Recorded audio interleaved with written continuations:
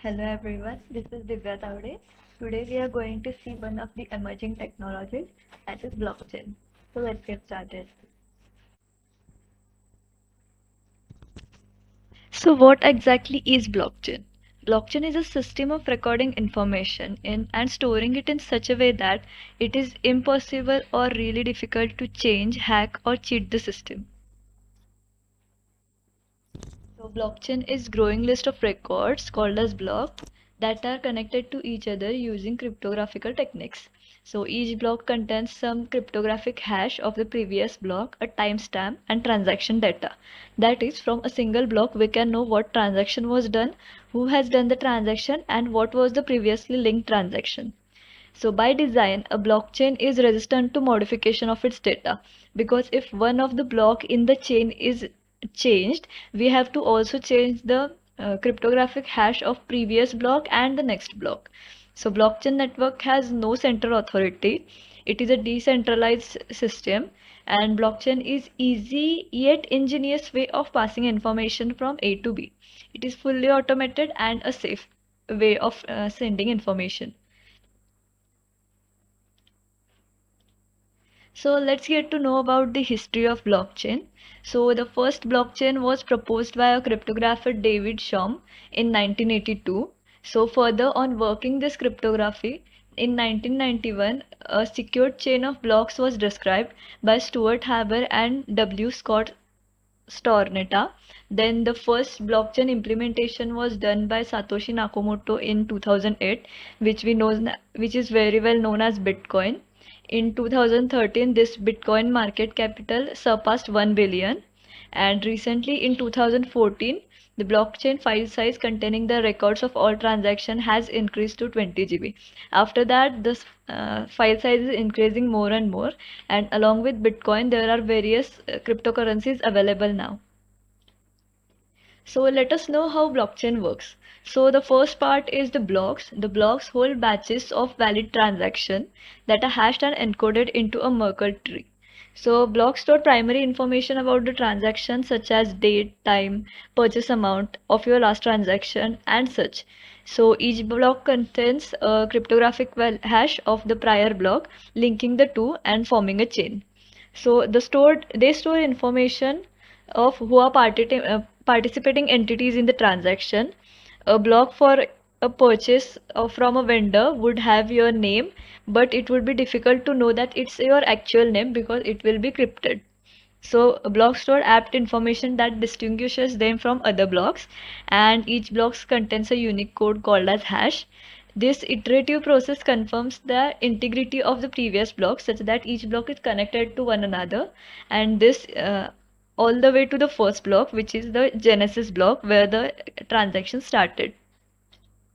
So here we can see that first a transaction is requested, then a block is created that represents the transaction. Now this block is sent to the network and the nodes in the network validate if the transaction is correct, if the person who is doing the transaction is valid. So once the nodes receive a reward for the proof of work and it is guaranteed that the transaction is right and authorized, the block is added to the extended currently existing blockchain and then the transaction is complete. So the three main pillars of blockchain technology, they are decentralization, transparency and immutability. So before blockchain came into account, that is before Bitcoin, we had a centralized entity. So if we had to interact with any of the entity in the network, we had to go through the centralized entity and it had all the information.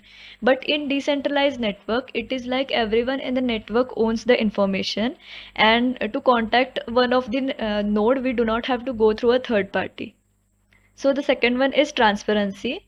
So in blockchain, the identity of person is cryptographically represented. So if you are given a name, the person's name would not be present in the identity. Rather, it will be represented by some cryptographic info in place of the identity. So if we look for a person in the transaction history, the real identity will not be known, but we will know who the person is by their cryptographic identity.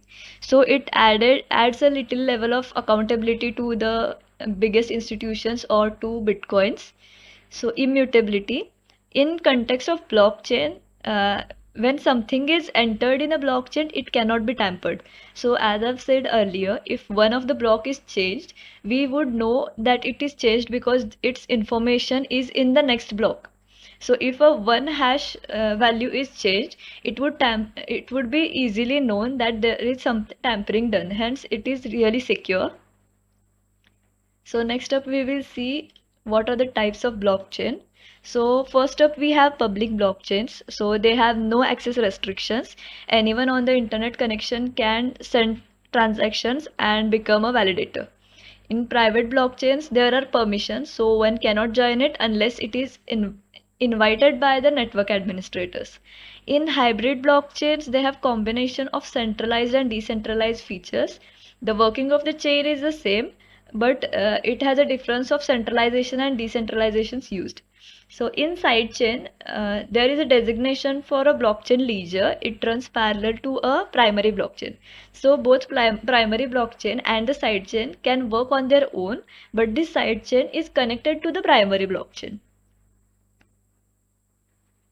So next up we will see why we use blockchain or the advantages of blockchain. The first one is trustworthy distributed system.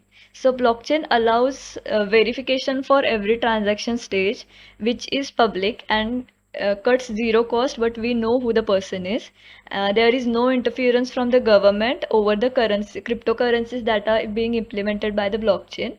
Then there is stability and transparency in blockchain system. All transaction and process are easier with hardly any fraud activities. Then there are speedy payments with reduced costs. It's single record keeping and zero third party intervention. Hence, there is no requirement for elaborate documentations. Then security and efficiency. So financial efficiency is due to the fact that there are no third party intervention within the transaction, and it is an openly distributed transaction, so it makes easier to detect any unusual activities, which prevents the hackers from tampering it. So next up we will see what are the disadvantages. So first one is the private key issue. So every person has his own private key, and if that person loses their private key, then there is no way to access their money or carry out transactions. So private key is a must to carry out the transaction, and if the private key is lost, the whole money related to that account will be lost. Then volatility. Since virtual currencies are new to the market, their values keep fluctuating, and they are affected by the decisions made by different companies and groups. So it is difficult to invest since there are fluctuating prices. Then scalability.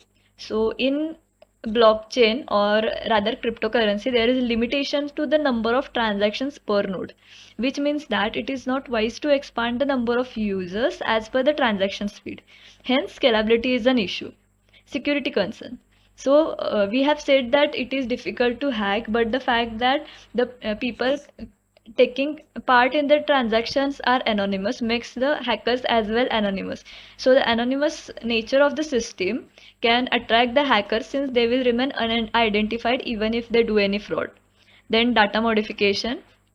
Since the records are irreversible and it is difficult to change the data, the modification process can be quite difficult and demanding.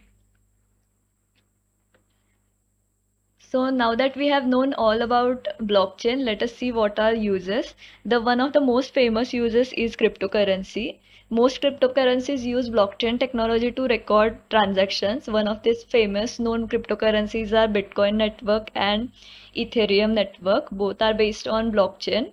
Also, some of the criminal enterprises also use blockchain or cryptocurrencies which are operated on Tor, and these cryptocurrencies are used as a means of payment. Then smart contracts. So blockchain-based smart contracts are proposed since there is no third-party issue while in blockchain. So the blockchain network executes the contract on its own, and there is no need of a trustee. Financial services. Many banks have recently expressed their interest in implementing the distributed ledgers for use in banking. Banks are interested in this technology because it has potential to speed up the bank back office settlement systems of the bank. The blockchain has also given rise to initial coin offerings as one type of new digital asset. So it is very helpful to the banks. Then video games. A blockchain game, CryptoKites, was launched, and it had got a lot of headlines in 2017. And one of the character of that game was sold for 1 lakh US dollars. Next up, we have energy trading. Blockchain is also used in peer-to-peer energy trading. Then supply chain. There are number of efforts and industry organization working to employ blockchains in supply chain management. One of them is in mining, which allows wholesalers and retailers to track the origins of the gemstones or the mined commodities. Then food supply. Blockchain technologies are used to allow retailers or consumers to track the food orders and from the origin of stores and restaurants. Then shipping. In shipping, Walmart uses blockchain-based technology that allows the retailer to track shipments and deliveries handled by third-party trucking companies. Then anti-counterfeiting.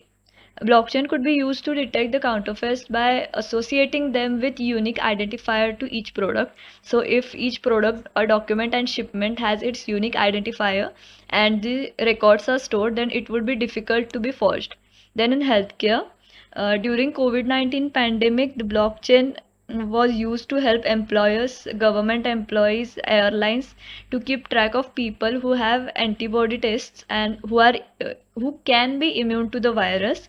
So hospitals and vendors have also utilized blockchain for needed medical equipments. Additionally, blockchain technology was used in China to speed up the time it takes for health insurance payment to be paid to healthcare providers and patients. So we can say that blockchain is a very good emerging technology. It is just based upon how a person uses it. Uh, Thank you.